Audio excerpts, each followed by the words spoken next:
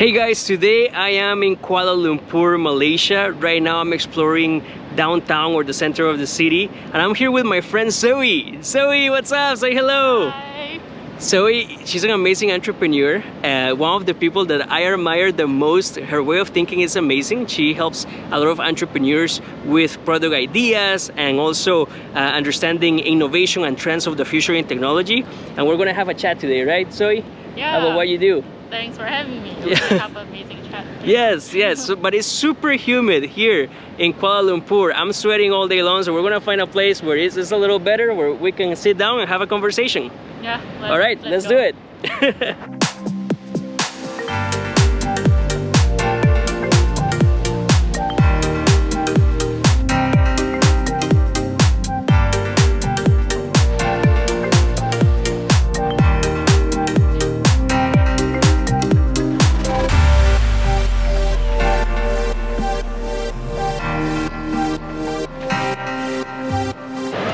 Okay guys, so as I said earlier, I wanted to have a chat with Zoe here. And Zoe is someone I really admire. I actually learned about Zoe from Twitter a few years ago. She was sharing a lot of very interesting content on Twitter about entrepreneurship, emerging trends, technology, and her writing is very clear. And when I decided to do my Southeast Asia or Asia trip, one of my stops is here, Kuala Lumpur, Malaysia, and Zoe is from Kuala Lumpur, Malaysia. So we're definitely here having coffee, having just like a catch up, you know, and meeting in person, which is so exciting to, after chatting with you for so many years in the cyber world, to see you in person. It's just really amazing. But with that, I wanted to let Zoe have more of a formal introduction. So tell my YouTube channel about yourself and what you do. Yeah, sure. So, hey everyone, my name is Zoe Chew, and I'm a full-time entrepreneur at Venture Scale. It's a paid newsletter for venture builders, VCs, and analysts to discover the next emerging trends in the tech industry. I'm also a creator for many different side projects, and I'm full-time creating useful products to help people improve their personal life and also professional life.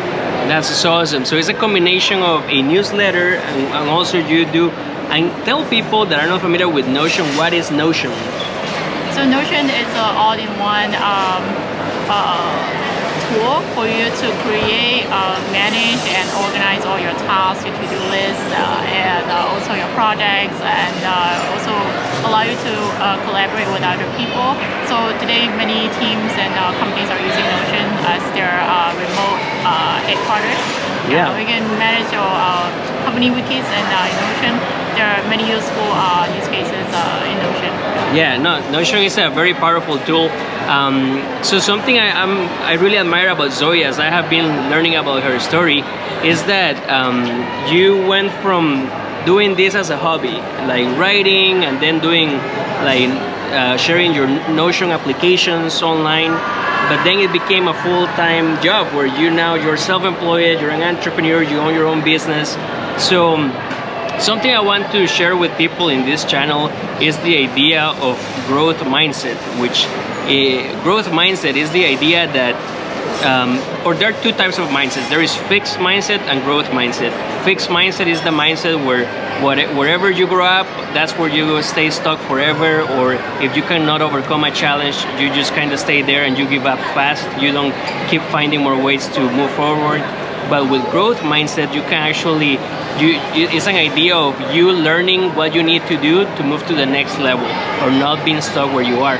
And in the context of growth mindset, we can cover so many topics, but what I love about Zoe is that you build an audience in pretty much on the other side of the world. You're in Malaysia, a lot of your audience is in the United States, Europe, Silicon Valley. You're just from, even like how I found out about you, I know you were very popular in the tech Twitter world. So can you share a little bit of like that mindset of you going from just like, you know, doing this part-time as a hobby? You told me earlier you were working and you kind of were maybe losing passion for your full-time job many years ago, and then your transition into doing this full-time. Yeah, sure. So I started freelancing in 2016. So I finished my bachelor degree in international business marketing, and then I realized I didn't want to go into the traditional way, like climbing the corporate ladder. And so I joined a boot camp, and I learned everything about startup marketing, digital marketing, online marketing. Yeah. And at that time, we didn't have this term called no-code tools. So what I learned back then was exactly what people are using today, no-code tools. Yeah. So I built no-code tools and all these like platforms. So I had the foundation of building things without code since 2016. And then a few years into doing freelancing for local clients, I started to lose passion for what I was doing, because I felt like I was helping other people to build businesses and marketing and products and services. I wanted to be able to build something for myself, build something for other people, and I have full autonomy on the kind of products, the ideas, and marketing direction I want to go into. So in 2019, I started to I quit doing what I was doing freelancing. At the time, freelancing was my full-time job, right? Yeah. It's still a job, like even though it's like a self-employed thing. Right. So I got into tech industry by learning to code by myself. I was learning Python and Django. I built an app. It's an AI-related article summary app that helps you to summarize the articles into 5 sentences. And then I launched on this platform called Product Hunt. It's a popular product launching platform for a lot of startup founders. And I got featured on Lifehacker and other tech blogs across many So you went countries. viral on Product Hunt. Yeah, so viral, and I had no idea how it happened. And then I started getting tons of requests from people, from startup founders in the United States. They reach out and say, could you help us with product marketing? Could you help us with product development, product design? And I started taking a lot of clients remotely by working with companies in Silicon Valley and New York, around the world. I was having like a time zone war with myself. I'm based in Southeast Asia, by the way, in Malaysia, and then I had a good adaptation here with the clients.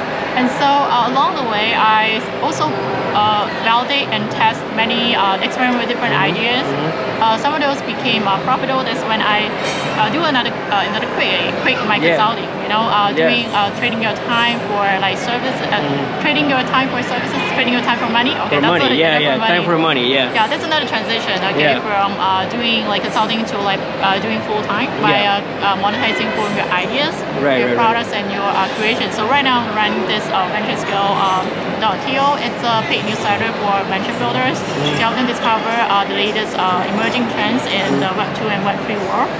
Yeah, and I also continue to test a lot of ideas along the way, because the more buckets of ideas you can test and experiment, the more opportunities you can find the next thing and or like benefit from these new product development and enter new markets. So I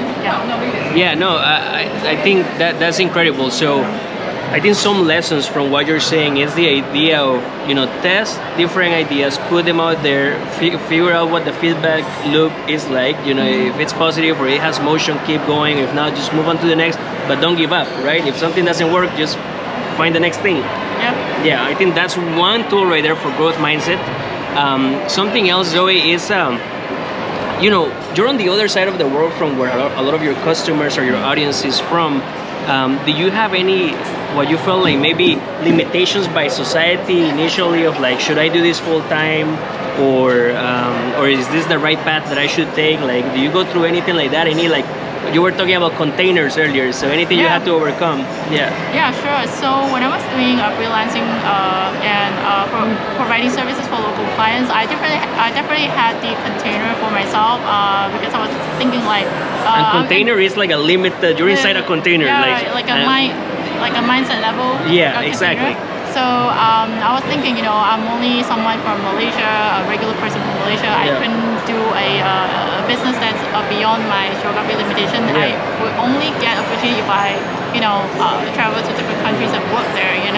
And then what happened once I, sort of like figure out a path to break into tech industry and start learning to code, build products, build apps, and build audience, and eventually, test different ideas. I realized I didn't have to, I could break out a container.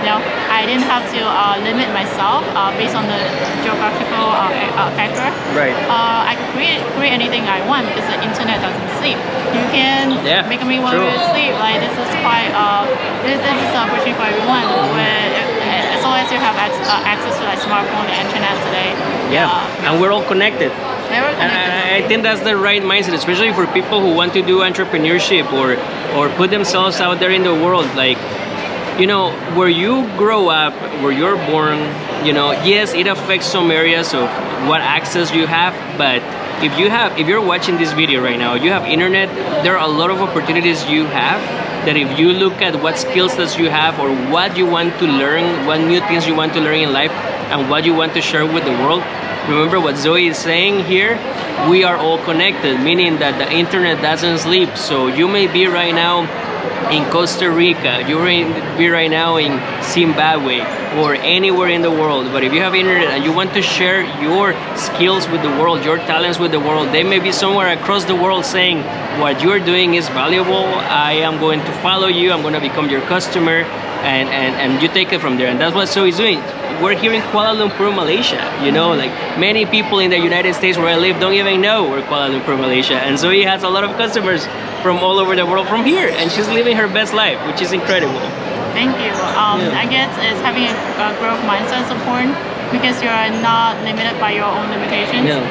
And it's very important if you want to break out of that container and make decision for yourself. A lot of people are having this fear because they have a job, they're full-time job, they can't create an alternative path for themselves.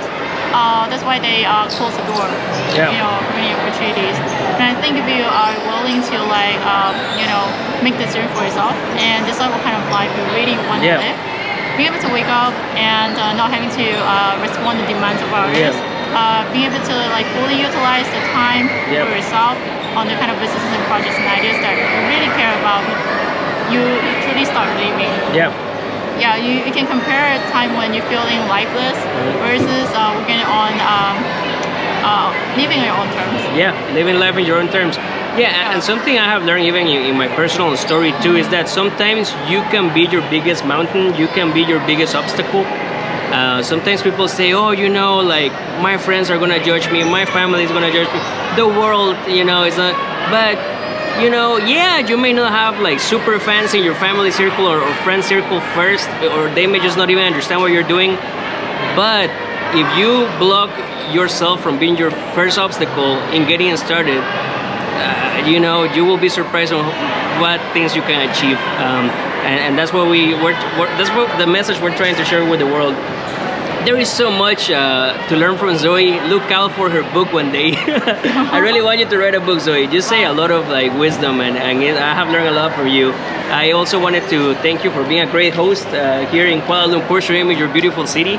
I went to Batu Caves. I will share another video here on YouTube for you guys to check out Batu Caves and other areas of Malaysia and Asia in general. But Zoe, thank you for this conversation, and it's time for me to continue eating my durian pie and coffee here. So we'll see you guys in the next one. Bye. Okay guys, so this is a moment of truth for me. So durian is a very famous fruit in Southeast Asia or Asia in general? In Asia. In Asia, it's a famous fruit, and I got a pie of durian, and it's one of those things that you either love it or hate it. I already took the plastic off, and the smell, I can tell you, is very strong. So I am going to try it and show you what I think. Okay guys, I'm gonna try a piece of durian. I don't know, Zoe, I'm a little nervous. Let's try it, let's go for it. How you react. It's so I gotta say, the initial taste as it goes in is very strong, and I have never tasted this before, like something similar even. But it's a good aftertaste though. It's good. It's a good taste. Okay, guys, so durian, I can definitely see how you can either love it or hate it, because it's definitely a taste that is very strong and different, but it's, I think it can be like an acquired taste. Seems like it's No. nice. Okay. Good.